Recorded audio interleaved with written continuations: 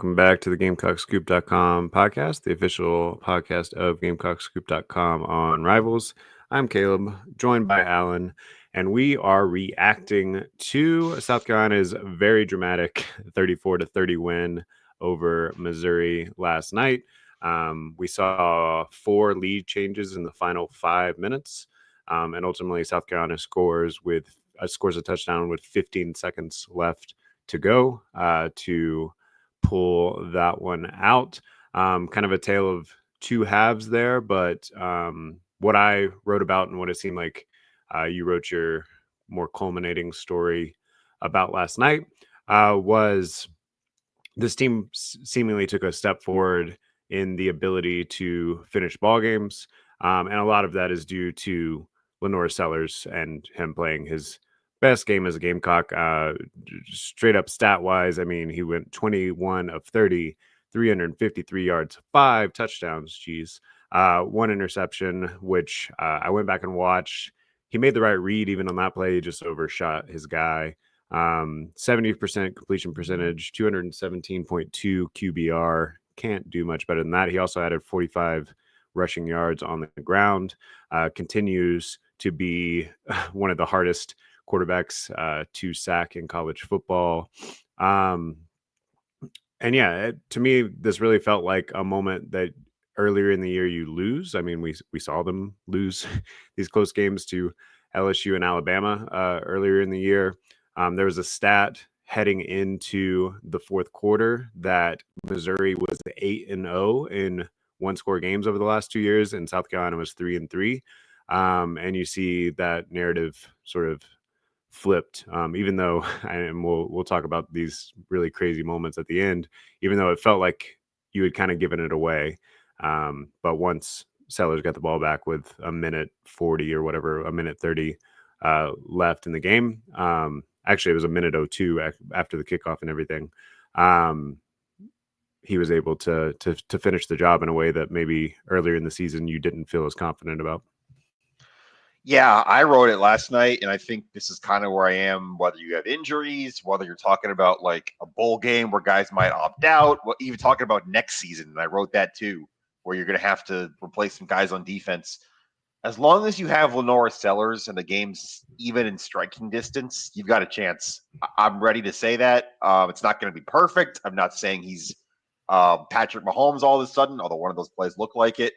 But you got a chance. You've got a quarterback who gives you a chance. I thought that was everything about yesterday from Sellers. I mean, even before the game got close, he led a pretty perfect 2-minute drill at the end of the first half, which was something he just wasn't doing earlier in the season. Making the right decisions with the ball. I know you said the interception, but I'm just talking about ball security, fumble stuff in general, some better decisions with it, knowing when to tuck and run.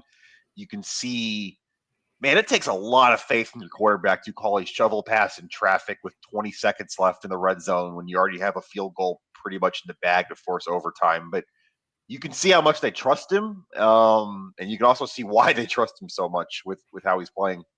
Yeah, I was going to say it's kind of filtered down throughout the whole program. You see that Dowell Loggins is making better calls, and really what I mean by that is that trust that you're talking about.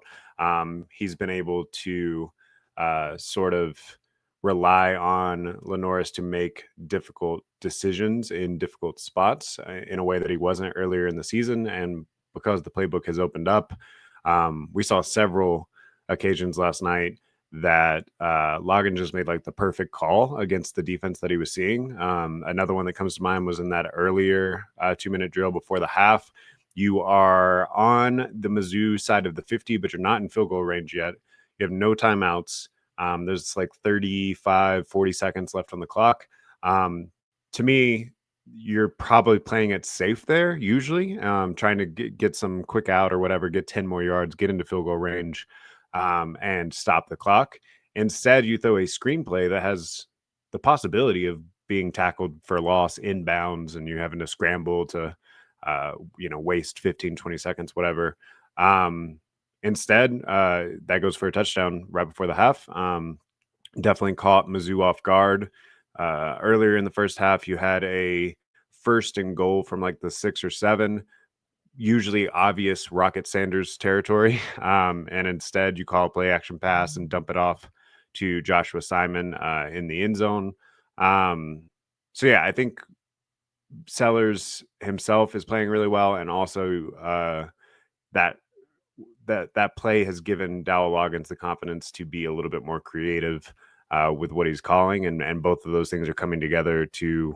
I mean, last night was the best offensive performance we've probably seen from South Carolina. Definitely in the passing game, that filters down to the wide receivers. I mean, we saw South Carolina apparently has some wide receivers. We haven't seen them very much this season, but Nick Harbor looks like he's coming into his own. He had two big catches last night, including a touchdown catch. He also had pass interference called on him or against him, holding called against the defender that was covering him because he's just too fast. And when he was getting in those one-on-one scenarios, Mizzou knew that LaNorris could hit him over the top at any time.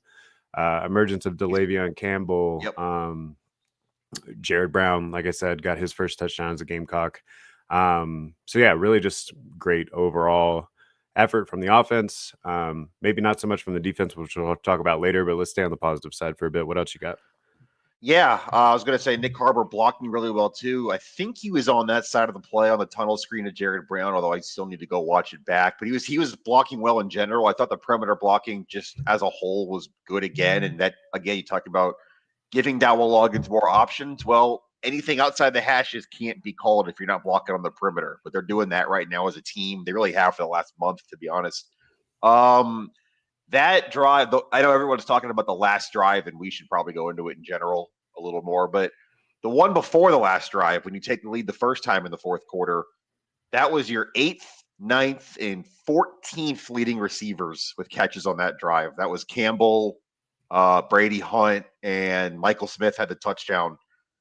Guys, that's growth. That's development. That's depth. That's questions we had before the year about pass catching depth.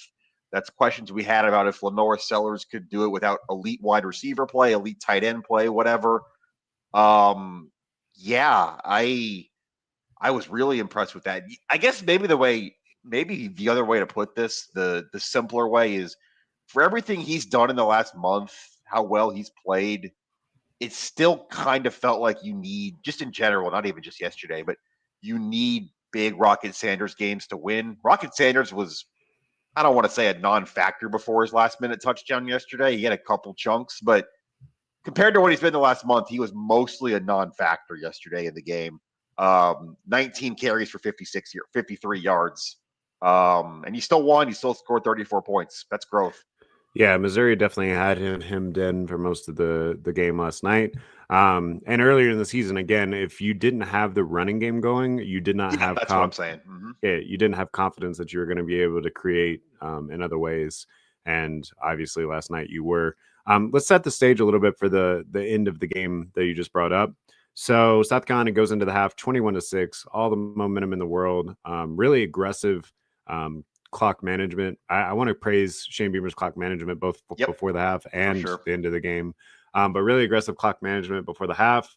You get Mizzou in like a 3rd and 5 on their own end, and Beamer calls a timeout and trusts his defense to get off the field, which, as we saw throughout the night, was not a guarantee the same way that it was throughout most of the season.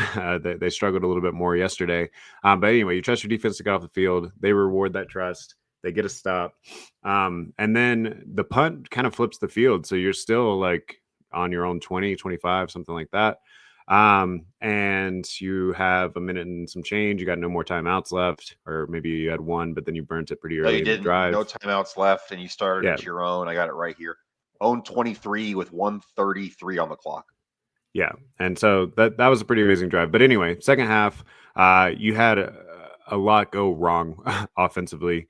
You start the second half with the ball, have a nice 8-play drive that ends in a turnover on downs. Then you get the ball in really good field position, and you in that one on a turnover on downs as well. So you actually had 3 on downs throughout the night. Maybe you could criticize that, although I felt like all three of them were the right decision, maybe just not the right play call, whatever. So two turnover on downs to start the second half and a punt. Meanwhile, Missouri is ferociously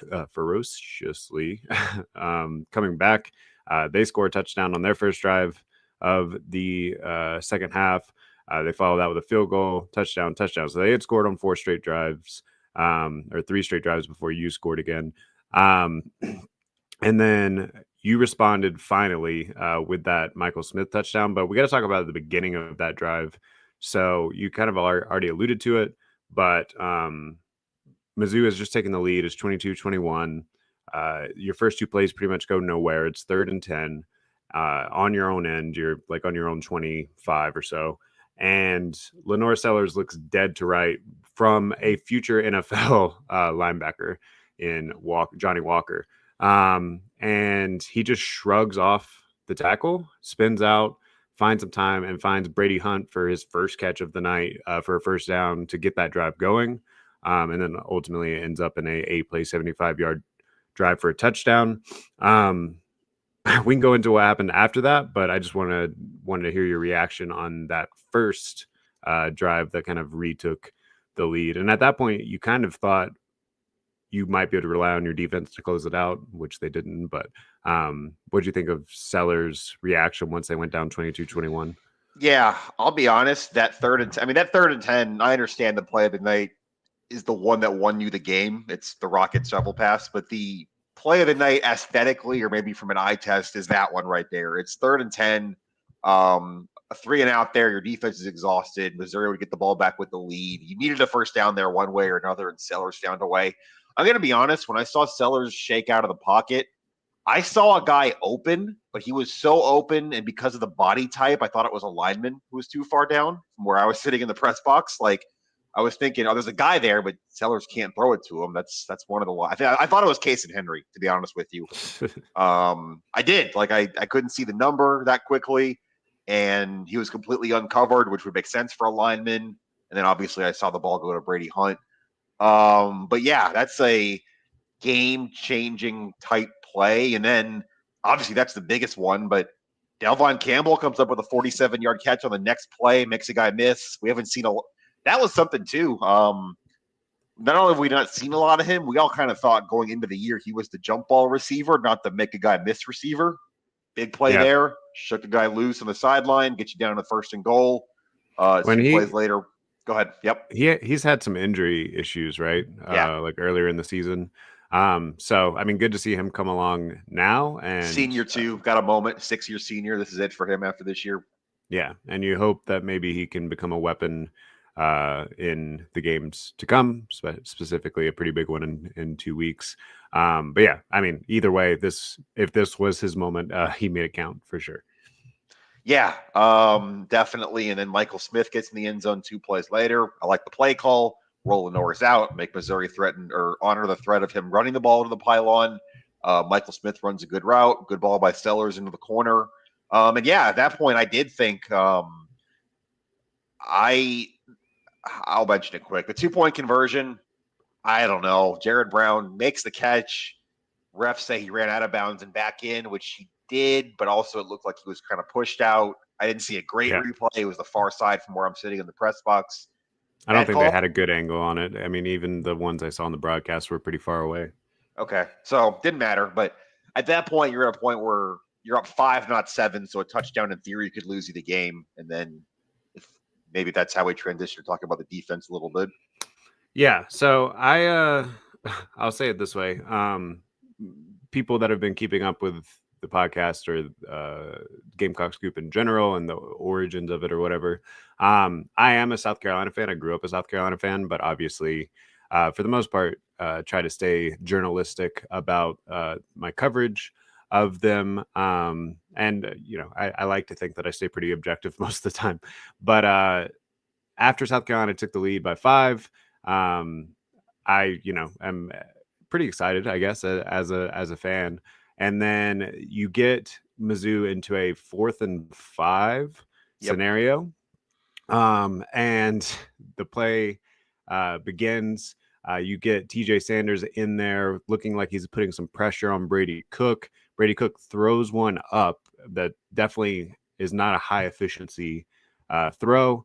Where it's headed, you have Jalen Kilgore in one-on-one coverage against Luther Burden, both obviously very good players.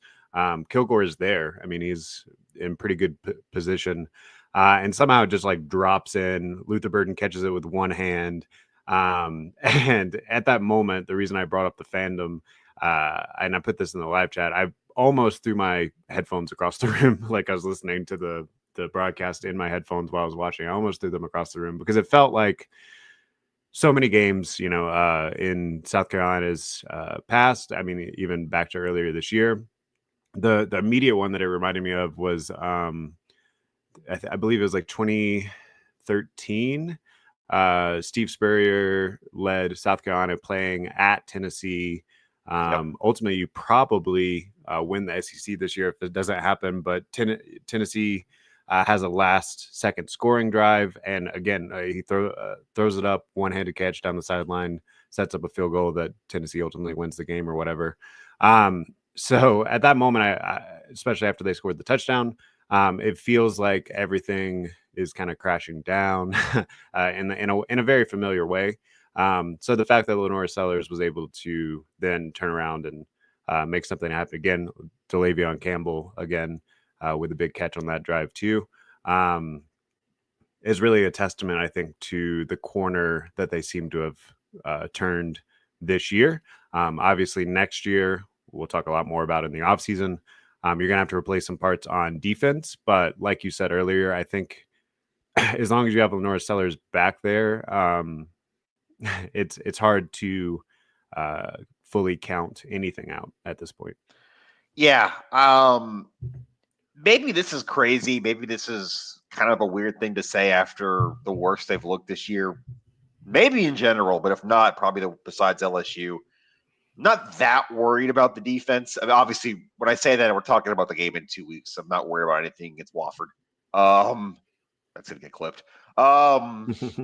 But it felt like Missouri just had a very specific scheme. They run that outside zone stuff. They ran it really well. Give them a lot of credit. Nate Noel, South Carolina hadn't allowed a 100-yard rusher all year. He got to 150. He had set 100 before the end of the third quarter.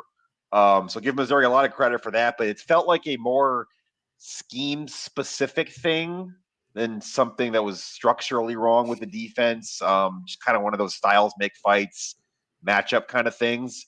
Missouri's offensive line played. Shane called it the best one in the SEC. I don't know if it's that, but it's pretty close. I give them a lot of credit.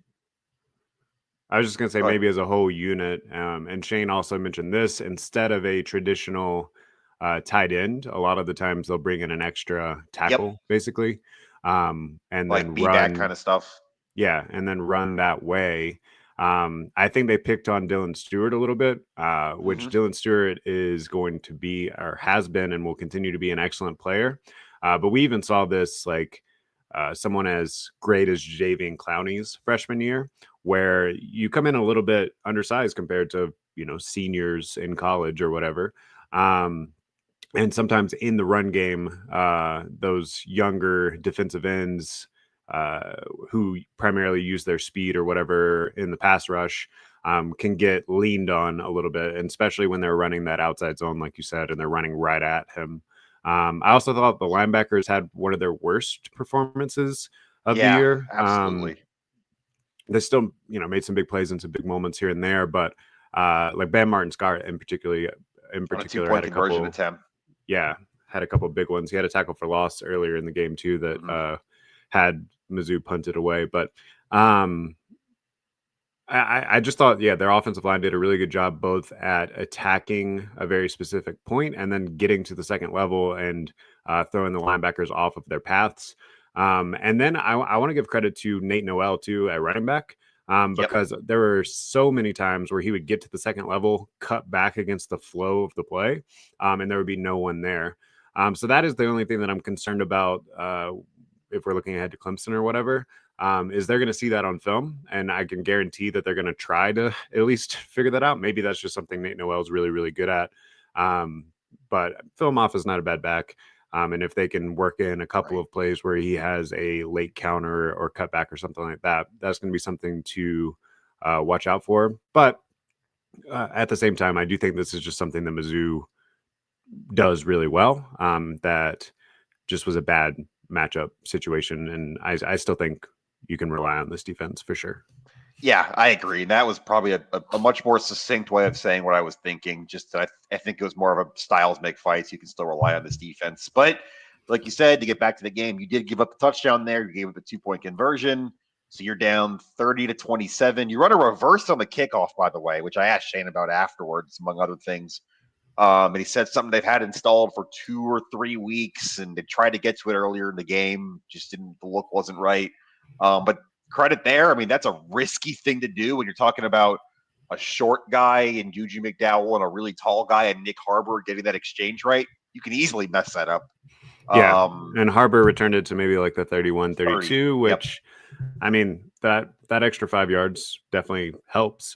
Huge. Whenever and I also think it was just fun to see him in a full sprint because you don't get to see it quite often. Although I think we are due, maybe we see it against Watford next week. I think we are due for him just like catching a 9 route and being behind the defense and streaking down the sideline. We're so close. There's so many of those. Of it on that first touchdown. It wasn't. It was 25 yards. Not like I think people want to see an 85-yarder where he just track speed the dude straight off. But yeah, I actually want to talk about that touchdown too. Go ahead. So, for those of you that don't remember, first touchdown of the night, Nick Harbor catches a little go route. He's wide open, and you're like, how did he get so wide open? Well, Mizzou made a strategic error there for sure. They blitzed the corner that was in front of Nick Harbor, so they give him a free release, and you blitz. Like the point of a corner blitz is that if there's a long developing route, your corner is going to get there and disrupt the play. Well, Nick Harbor's the fastest dude on the field, so it was not a long developing route. He was in the end zone in a couple steps, and the corner got nowhere close to getting to Sellers before Sellers got it off. So I don't know. A future note to defensive coordinators: maybe don't run the corner blitz if your guy's shadowing Nick Harbor, because he can definitely make you pay if you give him a free release like that. Yeah, for sure. And that's growth from him too, because not only just for him to make a corner pay, but have the trust with LaNorris to put the ball there and he's going to catch it. So yeah, that's, I guess, where were we after the kickoff? I'm glad you brought that up though, because that was a good. I also, while we're bringing up things from earlier in the game, LaNorris with a Tim Tebow jump pass to Josh Simon. Yeah, that was the first thing it made me think of, at least. I thought that was a great play call. I did it. Yeah. I alluded to it earlier, but first and goal, you typically, especially with the way that South Carolina relies on the run, you typically are expecting Rocket to get the ball there. But yeah, little shades of Tebow. I saw a couple people on like Reddit and stuff last night call Sellers Cam Newton 2.0 with the way that he was like kind of bouncing off people and stuff. I don't know if he's there yet, but the Cam Newton's breakout year was when he was a junior, so we'll see in a couple years. But yeah, I mean, I feel like we're just gushing over this whole thing. Any other get the ball back? You're down 3. Minute 2, own 30. Okay, go ahead. I've already broken down that drive. So I've almost thrown my headset into the TV. And then Nick Harbor takes that reverse on the kickoff around the edge, sets you up on the 30, and ready. Delavion Campbell again makes a pretty big play. What was it? 39 yards. 39-yard reception. That gets you down to the red zone. Big catch and run from him there. We see Jared Brown get involved on that. We see LaNorris Sellers scramble for a few. And then, what did you think of that, by the way? I actually did want to bring that up. So the ball's at the 21, so it's a 39-yard field goal from there. You've got 3 timeouts left. I thought they played it perfectly and just trying to get closer and also not taking too many risks. It's clearly I wanted the touchdown. Obviously got it. I don't want to say they didn't trust Alex Herrera, but they didn't want to rely on Alex Herrera. What did you think of the play calls down there after the big play that already got him at a field goal range? Well, I mentioned this earlier, but I think some credit is due to Shane Beamer for his clock management for still having those timeouts on that Yep. drive. Because then that opened up so much once you got down there. So you get down to the Mizzou 21, and actually, because it went out of bounds, the clock stops there, and Missouri takes a timeout. So then you get some time to kind of figure out what you want to do, and you still have all of your timeouts. Um, I thought that the rush from Sellers, maybe this is a chess move that they were thinking about. Maybe it's just something that they reacted to in the moment. But I thought the it was a keeper all the way. Was a good like sort of poke, I guess, at the Missouri defense, Hmm. just to see how they would react. You got a positive play there. You move yourself up to the Mizzou 15. You take a timeout there, 22 seconds. You still got two timeouts, and because you have those two timeouts, everything is still open for you at that point, which obviously we saw with the shovel pass. And if you didn't have those timeouts there, you probably have to take a couple shots to the end zone and then just kick a field goal there and go into overtime. Who knows how everything plays out from there? So I don't know. I thought it was another perfect call with the situation, but you had let things play out in a strategic way up into that point, so that you had that ability in your back pocket with those timeouts. Yeah, I agree. And then we already brought it up, but the shovel pass, that's a so LaNorris said they ran that earlier in the game and Missouri overplayed it. I don't even remember that. Do you? Like, do you remember that shovel pass earlier in the game? Maybe they had it called and checked out of it because of Missouri's look. Yeah, I don't remember them running an actual shovel pass. There were a couple option-ish sort of Yeah, maybe one plays of that those. Sellers kept on that maybe he thought he should have pitched it in retrospect or something like that, and he just didn't pitch it in the moment. Um, but yeah, let's just give a quick nod to Rocket Sanders on that play too. Mm-hmm. Obviously, like we said, he kind of struggled a little bit last night. Not really so much due to himself, but due to Missouri's front, which was still pretty disruptive, and South Carolina maybe took a step back on the O line. But Sanders finished with 19 carries for 53 yards. That's only 2.8 yards per carry. But he did have 3 catches, 21 yards, and that touchdown, which was a 15-yard shovel pass. I mean, it just felt like once he broke that first tackle, he was not going to be denied. That was the definition of man amongst boys Yep. sort of scenario. He ultimately, I counted 4 broken tackles on his way to the end Mm-hmm. zone. If you count the 2 that he kind of broke through to break the plane. Give a nod to Tree Um, Balata there at the end there with the last shove over the goal line. yeah, but that's one of those examples where if you have any of the other running backs on the roster catch that shovel pass in that No situation, chance. I don't know if they're scoring. No, no And way. so that's just one of those things where it's Rocket Sanders is special. Even when he was shut down through the rest of the night, he showed his specialness. And really, a lot of the future NFL guys in this game had their moments. Missouri, Theo Weiss and Luther Burden both Mm-hmm. had a major impact in having it be as close as it was. I thought Brady Cook played a hell of a game as well. It's Really just a gutsy with the way he was yeah, banged up. You could see at times he wasn't 100%, but I give him a lot of credit. yeah, just an incredible football game that you're really happy if you're a South Carolina fan that you ended up on the winning side of. Yeah. Okay. I think we've about covered. Oh, I guess Jalen Kilgore with the game-ending interception. We should mention that. I mean, Missouri's kind of in a miracle mode at that point anyway. They need about 80 yards in 10 seconds, but Kilgore ices it. No chance at anything weird. Okay, so they're 7-3. You finished 5-3 in the SEC. First time since 2017 you've had a winning SEC season. First Yeah. time ever By the you beat way, 3 straight ranked opponents. Go ahead. before you go ahead, I looked back at that 2017 schedule yesterday because I was trying to find the last time that you won as a ranked team, Yep. which was 2014. By the way, you might have just said that. Sorry, but the reason that even though you went 9-3 that year, 5-3 in the SEC, that you didn't win a game as a ranked opponent there is your schedule was weak that year. It was so soft. All of your games were like gimme games for the most part. You didn't really punch above your weight class at any point throughout that schedule. So even though it's been since 2017 that you had a winning record in the SEC, this one is much more special, I think. And you really have to go back to like 2013 before you see a schedule like this one that you actually performed against. Won 3 straight ranked games for the first time in school history.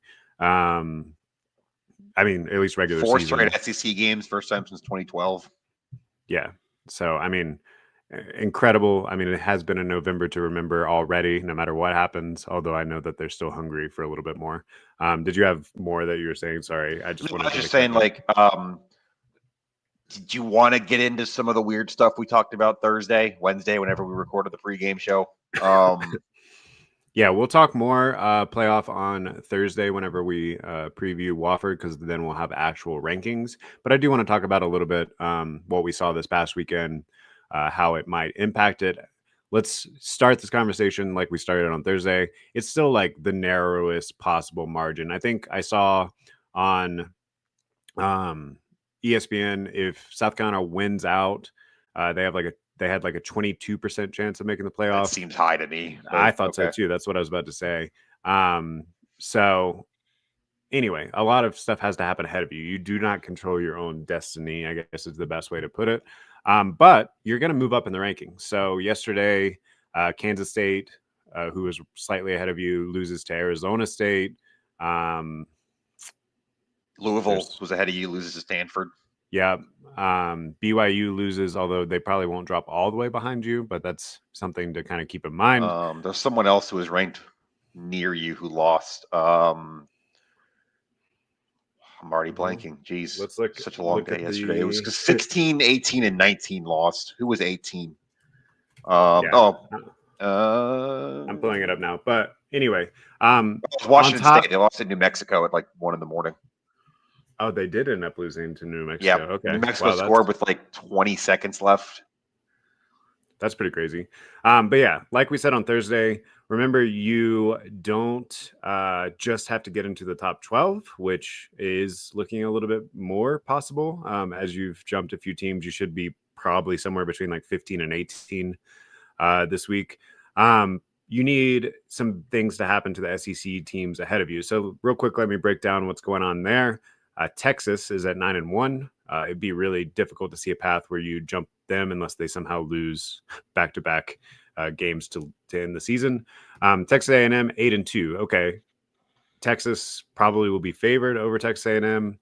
That would give Texas A&M their third loss. You obviously beat Texas A&M, so you can see a path to jumping them. Alabama's at 8-2. That's going to be a tough one. Maybe Auburn could somehow beat them, give them their third loss, keep them out of the SEC championship game. But we were saying earlier, if they make it to the SEC championship game and that's their third loss, you're probably going to take a 3-loss SEC runner-up that beat South Carolina over South Carolina. Ole Miss is at 8-2. Again, they have the head-to-head against you. Maybe Florida, who's playing pretty hot right now, could give them their third loss, but then if the tiebreaker comes down, it'd be hard to see South Carolina getting in over them. Although maybe the argument could be made that South Carolina is playing better football at this point in the season than Ole Miss is. Ole Miss would have lost to 2 unranked teams if they lost to Florida. Georgia's at 8-2. 3 probably. LSU won't be ranked after this. Right. Georgia's at 8-2. They seem pretty safe. Tennessee's now at 8-2 with the loss to Georgia, and they still have to play Vandy at Vandy. So that's you need Vandy to win that game. You need Georgia Tech to channel some Paul Johnson and beat Georgia. A lot of chaos. But yeah, I still don't think this is feasible, but you can still talk about it. The way that it seems most feasible to me is Texas beats Texas A&M. That gives them their third loss. Vandy beats Tennessee. That gives them their third loss. And then somehow you have to have 5 SEC teams get in, meaning some other chaos has to happen with the at-larges. You probably need Notre Dame to lose. Army, USC, both would be better. And if you somehow got 5 SEC teams in that scenario, you can make the argument to put in South Carolina over A&M and Tennessee. But that's okay. I'm gonna be honest. Like I've heard about 2 weeks of people saying this, which you just laid out in 30 seconds is the most plausible one I've heard yet from anybody. That makes sense how you could have 5 SEC teams in and South Carolina could theoretically be 5th. I don't think that's going to happen. I think you're relying on Vanderbilt. Like I said, well, I was just saying we talked before too. Like you look around at some of the other conferences, all the Power Four conference champions get an auto bid. So you probably need Colorado to win out, beat BYU or whoever it's going to be in the conference championship, and knock their at-large bid out of the way.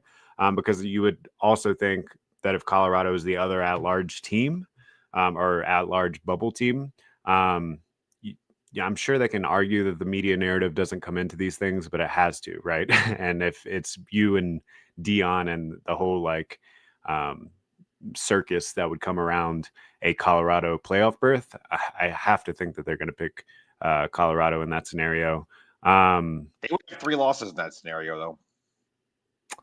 Yeah, this is true. But so do you. So, yeah, but their 3 losses in that scenario would include 2 to unranked teams, 1 to a Nebraska team that might not make a bowl game. Yeah, I mean their strength of schedule is like, their strength of schedule is like 78th, and South Carolina is like 7th. So I don't think that it should be an argument, but ESPN is going to ESPN, and sure, I got you. Although you got to beat Clemson. I think that's what it still comes down to. I think from a media narrative, there is something to be said for how fun South Carolina is to watch, and this idea of the late streaking underdog. I mean, if you win out, that'll be 6 straight wins to end the season to even put yourself in that position. Before anything else to say on the playoff? No, I mean, like I said, you got to beat Wofford, you got to beat Clemson to even have any kind of remote discussion about this. And we can talk about it more later in the week when we actually have numbers to attach to it, rankings wise. Yeah, for what it's worth, I was reading off from a Yahoo Sports article that was written this morning, and it was titled "College Football Winners and Losers: The 21 Teams That Still Have a Shot at the College Football Playoff." And South Carolina is not on this article. Like the SEC teams I read off ahead of them are all there still in the hunt. But you would need a lot of chaos to even get South Carolina on that list as the maybe 5th SEC team. So don't hold your breath, but hey, fun that we're still talking about it. The broadcast mentioned it several times that both Missouri and South Carolina were still had an outside shot, and whoever won still had an outside shot. So it's fun. I think from a media perspective, this playoff is great because you get so many more teams that are still relevant this late in the season, and you can imagine all the scenarios. But if you went out and you're like 13th or 14th or something like that, that LSU loss is going to really, really, really sting. It already does, I guess. But anyway, looking ahead to Wofford, they just lost to the Citadel this past week. Plays Clemson, by the way. Weird little South Carolina invitational round robin going on right now. Wofford's 5-6. I assume that means they're not making the Correct. FCS playoffs. This will be the last game of the season either way. Yeah. So it'll be kind of their Super Bowl, for lack of a better term, but I don't think you'll have too much trouble hosting them. They don't run the triple option anymore. So hopefully you can get out of there without any defensive line injuries from the cut blocks and stuff that you would be worried about in years past. And in general, I think that's your goal. Win comfortably, get out of there without any injuries. I'm sure throughout this week, you're going to go ahead and start some Clemson install, and then you'll be able to finish it up next week. So treat it like a de facto bye-week / scrimmage, and try not to get hurt. Yeah, I mean, the whole point of, and Clemson did it too with Citadel, they usually do. The whole point of putting a game like this before Clemson is so you can do exactly that. We're still going to talk about it. There's still things to say.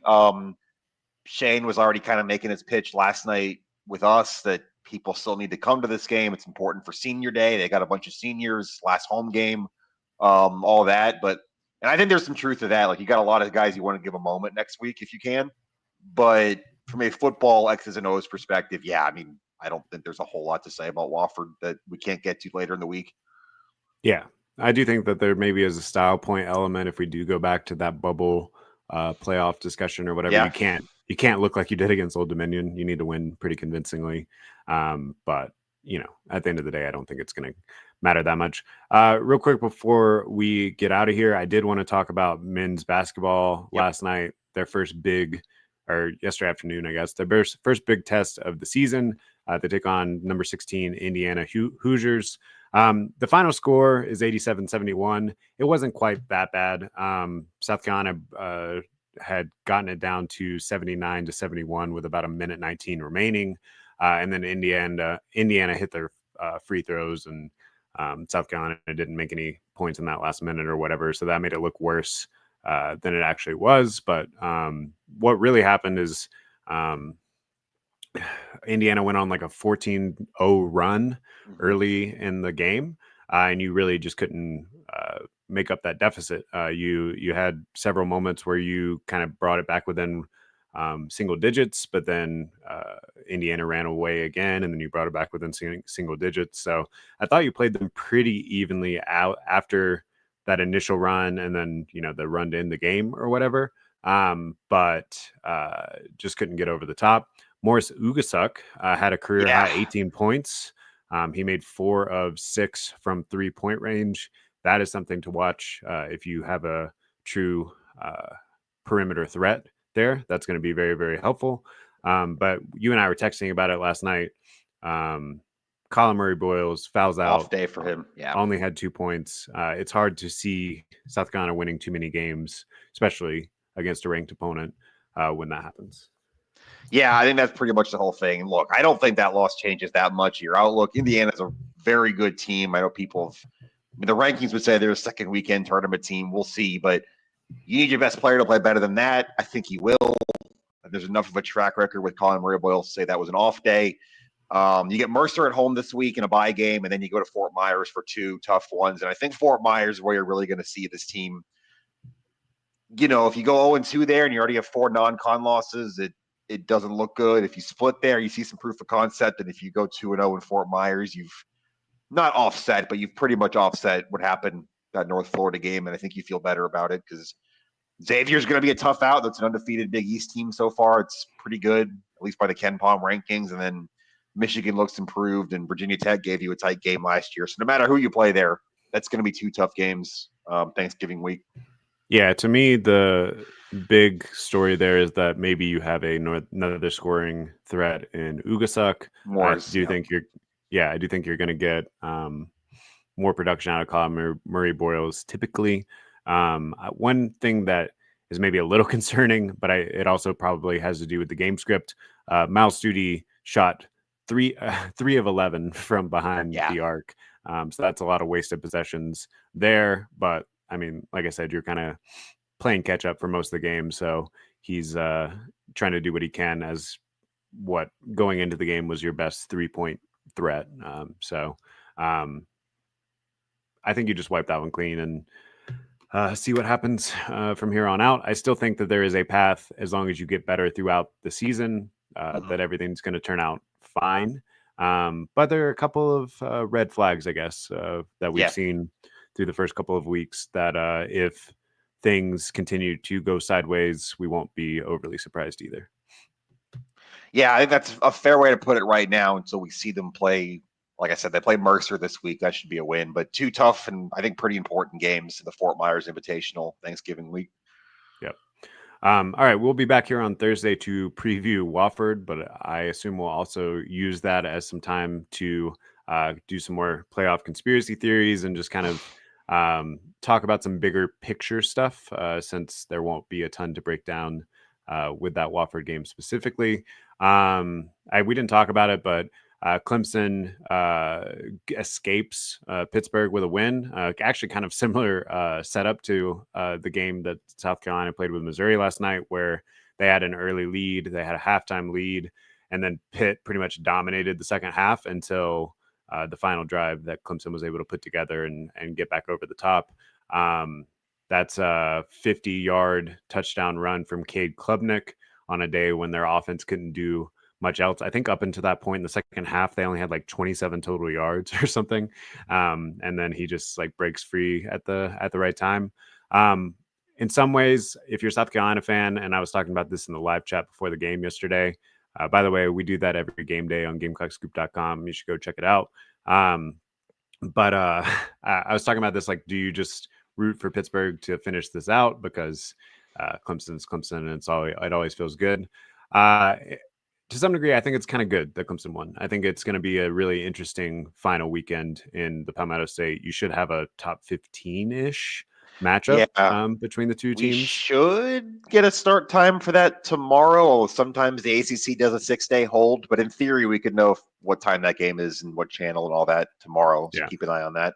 I think the most frustrating scenario, though, if you're a South Carolina fan, is you beat Clemson, you still get held out of the playoff, and somehow they get the auto bid through the ACC. Yeah. Although if SMU and Miami win out, I don't think they have a path. I think they still need one of those to lose again.